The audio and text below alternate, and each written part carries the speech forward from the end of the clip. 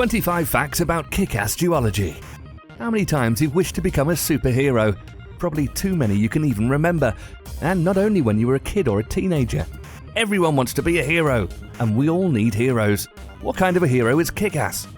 Quite an unusual one, but also refreshingly honest and realistic. The right kind of superhero we need.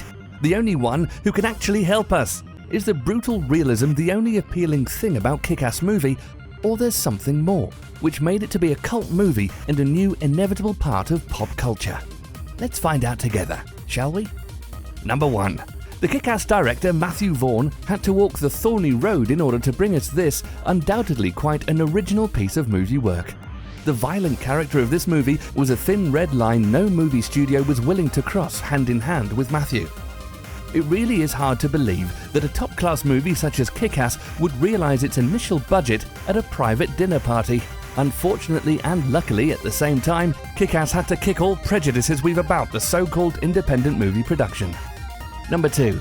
Finding money to support his movie was only the beginning of production troubles for Matthew Vaughn. There was quite a long list of ultimatums the producers prepared for him. They just couldn't get along with the director's concept of hit girl character. Either Matthew will have to make it hit girl to be at least 19, or he'll have to look up for another studio. Luckily for us and Hollywood history, Matthew found an open door in Lionsgate Studio. Number 3. Studios, producers, the Hollywood, the Puritan critics. No wonder Matthew Vaughn felt the whole world turned against his movie. This also includes troubles in his own production team. Only 5 days before the Kick-Ass shooting officially began, he had to hire a new production designer. Why? Well, the previous one got fired for not being on the same wavelength with the director. It's a good thing, though, that all channels and waves are working just fine with Kick-Ass fans. Number 4. Sooner or later, we had to bump into the unavoidable MPAA, which gave Kick-Ass the R rating. Probably in a blink of an eye. On the other side, the BBFC gave the 15 rating. The biggest surprise was quite unexpectedly came from France with the PG rating. Matthew was surprised, but in a certain way flattered. Vive la France! Number 5. If you paid close attention, you could have noticed a specific line used by the Red Mist, who said, as a great man once said, "Wait till they get a load of me." This line was borrowed from Batman 1989, and unforgettable Joker's portrait, successfully delivered by no other than Jack Nicholson himself. In Kick-Ass 2, we also had a Batman reference through Jim Carrey's character. It seems that Kick-Ass likes to kick other movies as well. Number 6. Here's one more intriguing movie reference. Do you remember when the bad guys were eager to burn both Big Daddy and Kick-Ass while broadcasting live? One of them was particularly enthusiastic when he said, "Fire is good, fire is our friend." This is actually a timeless quote from The Young Frankenstein, 1974. Number 7. Christopher Mintz-Plasse had huge plans about this movie. He even auditioned for the lead Kick-Ass role, but eventually he had to settle for the main villain Red Mist character. His movie name says it all, doesn't it? The Red Mist is a term you're very likely to use when someone loses their temper. In addition, this is a very popular term among military snipers who like to use it when describing a cloud of blood you see with a headshot. Number 8. Here's one more interesting thing about Christopher Mintz-Plasse. He had no other choice than to learn how to drive the magnificent Mistmobile. Once he was done with the movie, he admitted that this knowledge was completely lost for him. Somehow, we're having a difficult time believing this. Once you drive the Mistmobile, there's no way you can forget it so easily. Number 9. Did you know that Mark Wahlberg and surprisingly Daniel Craig strongly lobbied for the Big Daddy role? Eventually, Nicolas Cage showed them who is the Big Daddy. Number 10. Here's one more thing you should know about Big Daddy. In the original comic book, he was not an ex-cop, but actually an accountant.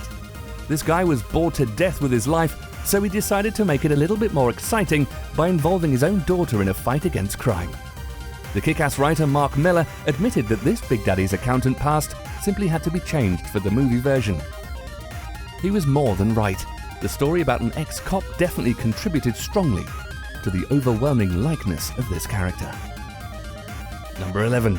At one moment, Nicolas Cage's character asks his daughter a tough question about the first John Woo's movie.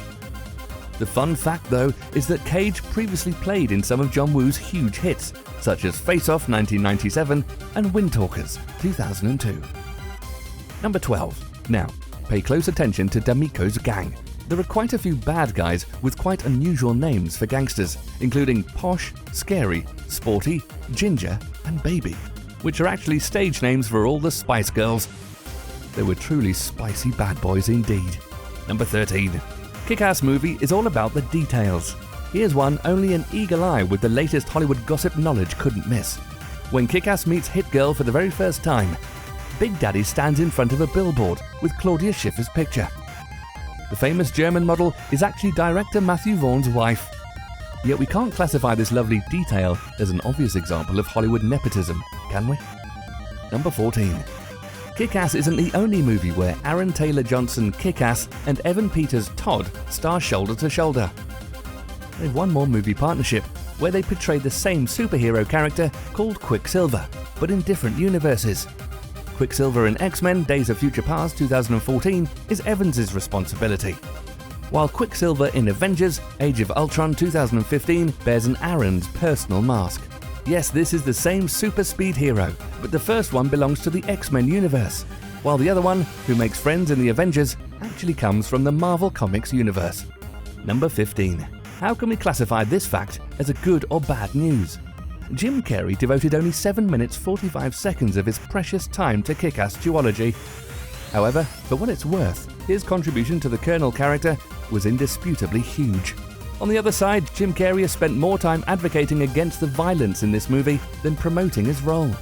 He even expressed his personal regret about participating in Kick-Ass in the first place. Understandably, this second-thought attitude about the second part of Kick-Ass franchise disappointed both fans and movie creators. This was like saying, the porno has too much nudity. If you don't support violence, then you don't play in violent movies. Number 16. Here's a delicious fact cookie for every Kick-Ass hardcore fan. The real name for Kick-Ass character was actually chosen at one charity auction initiated by Mark Millar himself. The winner of this auction used as an opportunity to pick his own name, Dave Lizevsky. Is this great or what? Number 17. Kick-Ass director, movie creator Matthew Vaughn and Kick-Ass writer, comic creator Mark Millar can thank for their creative friendship and partnership to the Marvel Universe. According to one of the urban Hollywood legends, Millar mentioned Kick-Ass character to Matthew, who was a little bit tired of Marvel rules. With almost no budget limits, but with very strict creative limits. The rest is Kick-Ass history. Number 18. Chloe Grace Moretz has had quite a difficult time convincing both critics and fans that her character, Hit Girl, has almost nothing in common with her real life. In one of her interviews, she admitted, "If I ever uttered one word that I said in Kick-Ass, I would be grounded for years. I'd be stuck in my room until I was 20. I would never in a million years say that. I'm an average, everyday girl." While being at home with her loved ones, she didn't even dare to use the official movie title. She referred to it as Kick Butt, or simply The Movie. Definitely not the Hit Girl we're used to seeing on the big screen. Number 19. The infamously famous C word used by a then 11-year-old girl triggered quite a few legal actions of numerous family advocacy groups all over the US. Christopher Mintz-Plasse was deeply surprised by the fact that we were so much about the so-called inappropriate language when Hit Girl uses it. But it seems we don't have anything against all those people being killed by the same character in the Kick-Ass movie. Red Mist made a bitter but pretty much accurate point. Number 20. Of course, Mark Millar just couldn't allow for the C-word controversy to be left without his specific kinds of comments. Pushing the limits, even if it means including offensive language and brutal violence scenes, was one of the decisive moments for Mark and Matthew to decide that this was an absolutely worthy project. Number 21. Mark Strong's original name borrowed from the comic is John Genovese. However, this is actually a true name for one of the 5 notorious mob families. For obvious reasons, this name had to be changed to a more suitable version, Frank D'Amico. Yet, we just can't allow ourselves a luxury of overlooking the fun fact that the famous Springfield mobster Fat Tony is actually called Anthony D'Amico. Are they related? Number 22. It's about time for us to mention the real reason you've been watching this video so patiently all this time. What's going to happen to Kick-Ass 3? How long will we have to wait? Well, you know how they say, don't you? Be careful for what you wish for, because the creative Kick-Ass duo Mark and Matthew can grant it at a huge, unbearable price. Kick-Ass 3 is probably to be the very last Kick-Ass you're going to see. Why? Mark Millar gave us the answer. because this is a realistic superhero story. If someone doesn't have a bulletproof vest like Superman and doesn't have Batman's millions, then eventually he's going to turn around the wrong corner and get his head kicked in or get shot in the face. So Kick-Ass needs to reflect that. There has to be something dramatic at the end. He cannot do this for the rest of his life. Realistic and brutally honest to the very end. That's our mark. We're going to love and hate for this one at the same time. Number 23. What about the lead actors? What do they have to say about Kick-Ass 3? Taylor Johnson proved it more than once. He is totally up for the third installment of his most iconic role. On the other side, Christopher Mintz-Plasse was less enthusiastic and more realistic. Why? Because he worried that the poor box office results of the Kick-Ass 2 movie would influence the self-confidence of movie producers. Number 24. Chloe Grace Moretz also shared this box office skepticism, but at the same time she offers an unorthodox solution as well. We shouldn't wait for Hit Girl to help us with this one. There is something we can do on our own. What exactly? Chloe liked to put it this way. The hard thing is, if fans want a third movie, they've got to go buy the ticket to see it.